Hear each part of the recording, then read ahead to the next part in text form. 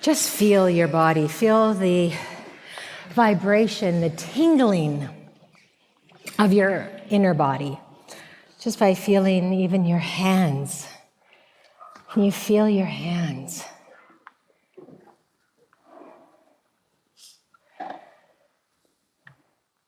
And that energy body acts as a bridge, connecting you to stillness. That one life.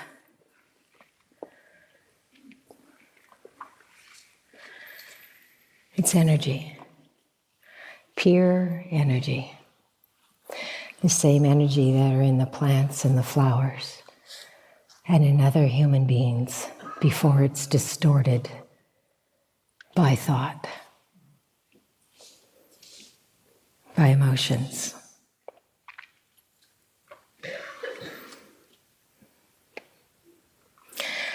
So continue feeling that as we go deeper within. And perhaps you'd like to close your eyes.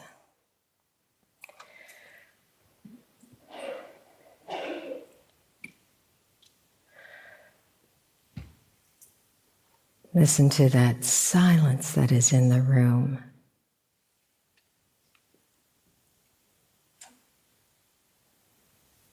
And who is aware of that silence?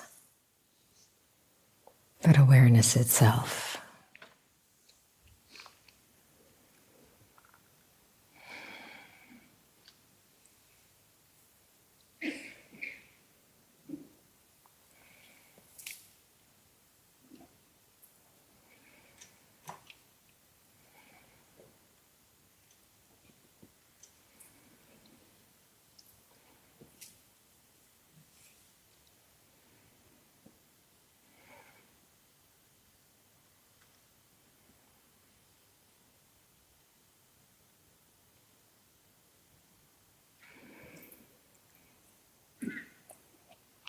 When we become aware of whether it's external silence or aware of some sort of object, whether it's outside of us or an object that is inside of us, such as thoughts or emotions, it's like turn that attention, your awareness, onto itself.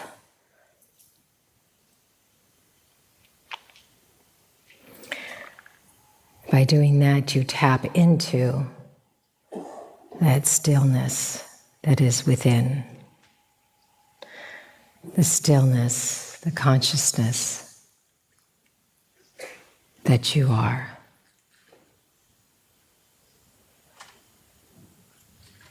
And that consciousness coming through your form and manifesting as your individual soul. It appears to be individual, but there is really only the one consciousness, the one life, the one spirit.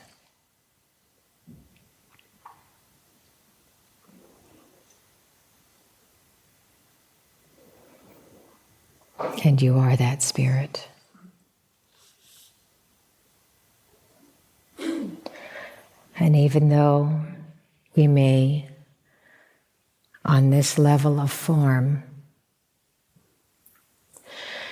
be different in different stages of consciousness, if you can say that. Or as I was saying yesterday, some are buds, some are more open and flowering.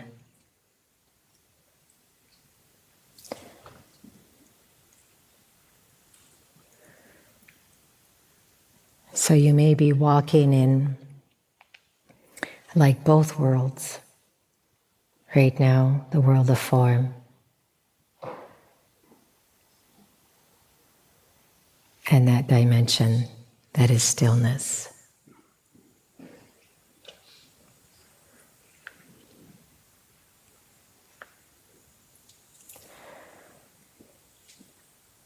It is the flowering of human consciousness, that unfolding that happens within, that we are moving, shifting from the material world, the sense world, the world of form, into consciousness, into that stillness, into that dimension that is unconditioned.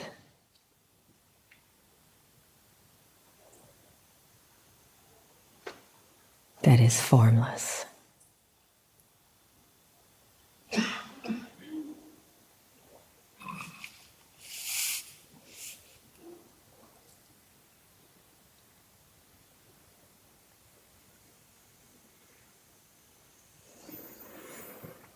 And as we shift and move through that level, there are times where it's going to be challenging, where it feels up and down, and times that it just feels nice and smooth. But remember that those times, if there is any movement, that is the movement of form, not your true nature. Your true nature is the stillness in which you are aware of the forms manifesting and moving through time and space. But the dimension, the core of who you are, that spiritual dimension, is the screen, the background, the ocean, the sky, the vastness, eternal, infinite life in which forms appear and eventually forms dissolve.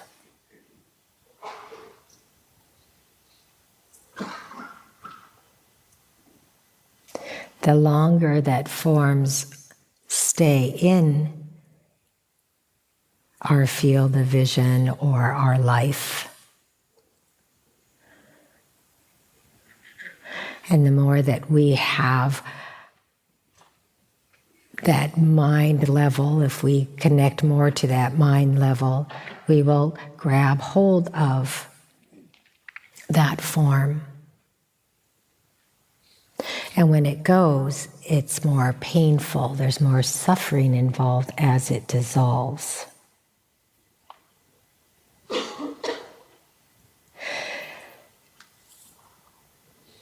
There's a practice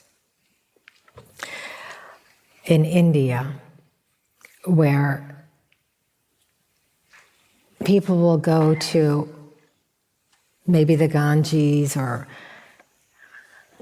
a place where they will burn the dead bodies, and a practice where you sit there and meditate on death. Perhaps you can even go to a cemetery and sit there and meditate. Here in the Western world, and meditate on death. But here in the Western world, we hide those things away. Death? There is no death. What are you talking about, death? We put it away, and yet in some cultures, it's almost like a celebration. I was in India one time, and I would hear all this music and this chanting as people are walking down the street. There's a stream of people. And I saw these people holding up this, on a platform, a dead body with sunglasses on it. I don't know why it needed sunglasses, but apparently it did. And they were just singing and chanting and dancing as they were bringing to the body, to, I don't know where they were bringing it to, but someplace where they will cremate it in front of you, and you watch it.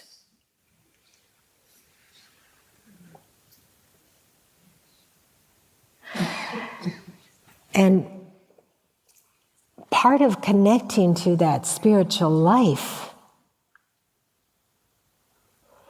the essence of who you are, which is the eternal consciousness, which is no form, is while you are here in this body and on this level of the human realm, it is beautiful to be able to practice or to be with, to meditate on the dying, the death, the letting go. It's the ultimate letting go. And even when we are on our deathbed, it will be the ultimate of I'm leaving this so-called world, the form, the ultimate death. When Eckhart's mother was getting older, her body was failing her, and she was very attached to her body. I don't want to have people see me using this walker. And we had just put her into an assisted care home, and we just said, have you looked around? Everybody else is using a walker. So she was very attached to her body. And I remember having the thought, I really hope as I age, I will age gracefully. And there is that process because there is a slight attachment where as I was aging and as my body started to change and I realized, wow, this is harder than I thought, to be able to let go of certain aspects of the way you look, the wrinkles that come, or your body starts sagging, or you start gaining weight, or whatever it is, that the change begins to happen from this age of this dimension of the world of really celebrating only youth, that youth is the best thing on the physical level. But we forget that there is the eternal youth within us. But yet we have this form. So we are in constant reminder that, are you going to be one with that divine consciousness? Or are you going to be more attached to form? And it definitely is a process of what appears to be a process, unless you're really, really super advanced and you age and there's no problem at all with, you no attachment to it. But there was, and it was like, okay, how can I age gracefully here? Because I could see that attachment, because it's all around me. I see it all around me in commercials and, on the TV or in movies, and, the female movie stars in America, they speak about this all the time, where at a certain age, it's like nobody wants them anymore. So they had all this attention and given all this attention, then suddenly you're just no good. You're too old.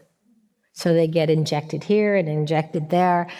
And I look at all these women who have been injected, and eventually there's something very similar in their face.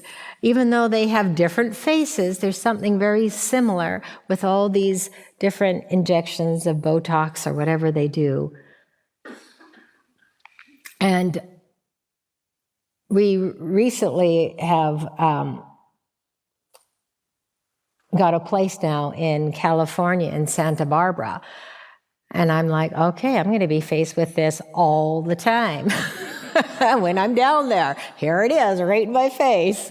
So, and it's this continuation of this, being very meditative on the letting go, because I am on that decline of going down and the body definitely changing, aging, and then at some point I'll leave the body. The body will be no longer this body anymore, as my consciousness is still here.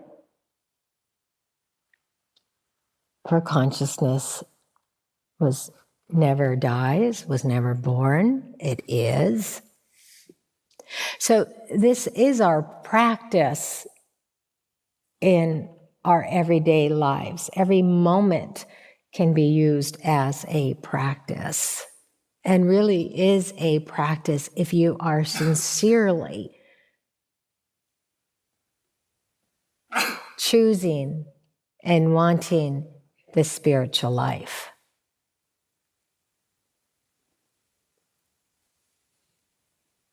There's nothing wrong with form. There's nothing wrong with having a business, having money, having a family. It's how much are you attached to it. If it all got wiped away from you, would that be okay? And really the ultimate test is when it happens or if it happens. Because you really can't think how you were going to respond. You may think you know.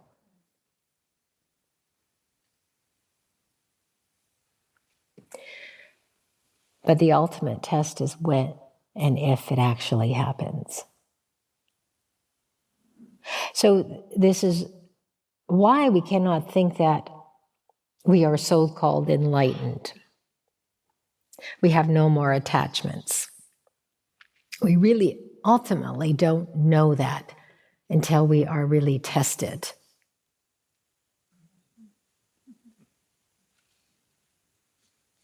So any thought you have about your spiritual life is a thought.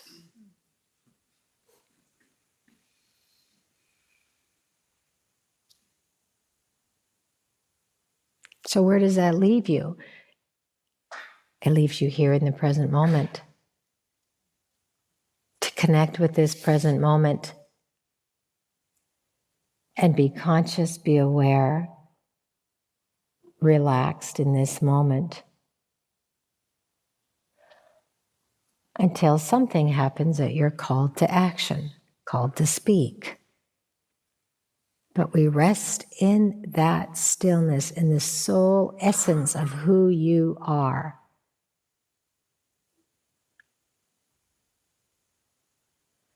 Without that desire to move outward,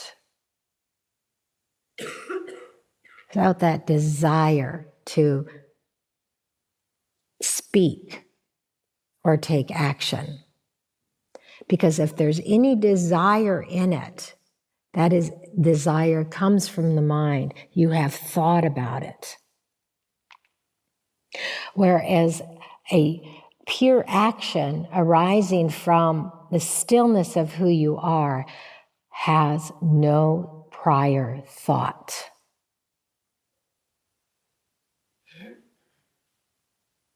No prior thought. But when action comes, it comes. When words arise, they rise, and you speak it.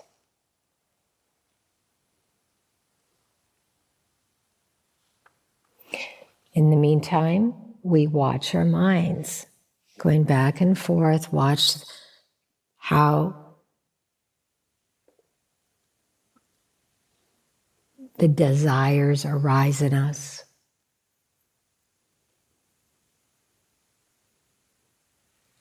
Or watch how the concepts or the opinions or the judgments arise. And all of that as I mentioned yesterday, is on the level of the material, of form.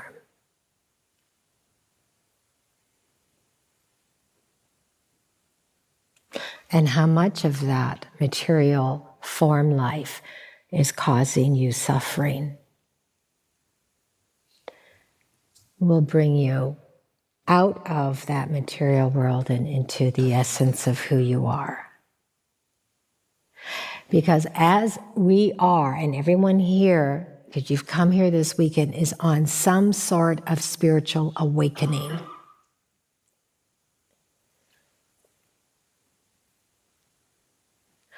So the mind, the mental level, the old sort of consciousness that is in you may think it still wants this world, the world of form. But the essence of who you are deep inside you is calling you to go into the life that is really meant as the truth of all beingness.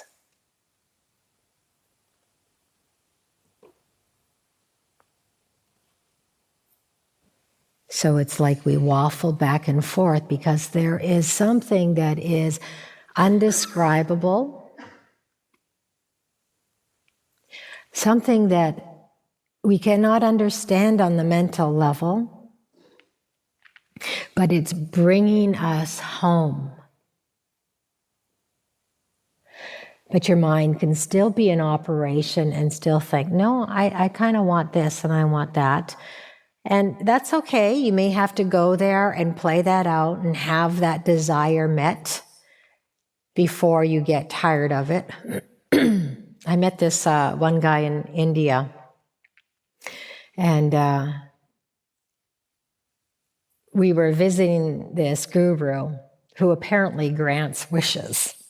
Don't know how he does it, but anyways, it happened for him. And he desired more sex. He wanted to experience more sex. So that's what he asked for. And he met this lady in India. And of course, he was thrilled, absolutely thrilled.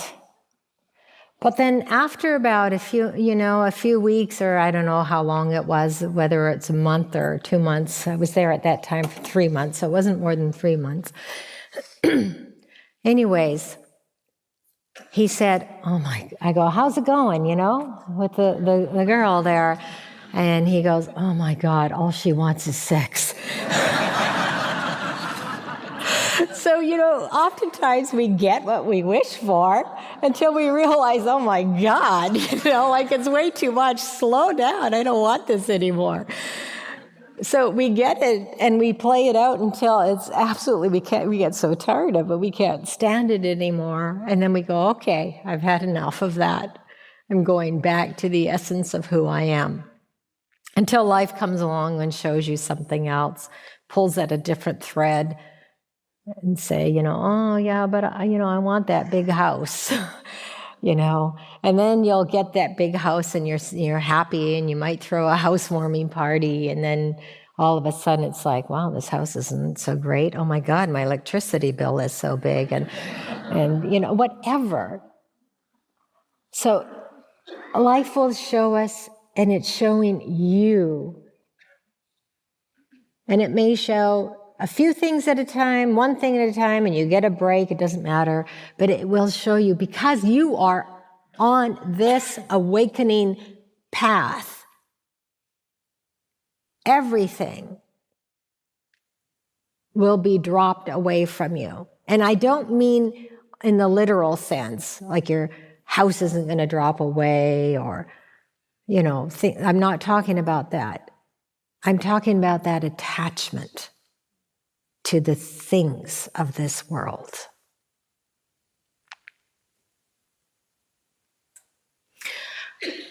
So we are shown, you will be shown what attachments you have. And don't be afraid to look. Don't be afraid to even admit, wow, I have that attachment, but you know what? I really want that. Or even when the pain body comes up, there may be a time, and it has happened with me, where I feel the pain body arising. I go and I meditate with it, and I ask myself, I truly ask myself, do I want to let this go? And there have been times where the answer is actually no. And as soon as that happens, whoop, I'm fully in that pain body. So for some reason, you need to experience that again. But you'll experience it until you just say, no, I don't want it anymore. That's not where I'm headed to. I don't want to keep being pulled back. And we'll keep getting pulled back until we're able to rise above it and choose only the one power, the one consciousness that truly exists as reality. For the forms that are impermanent is not reality. The forms that change and come and go is not reality.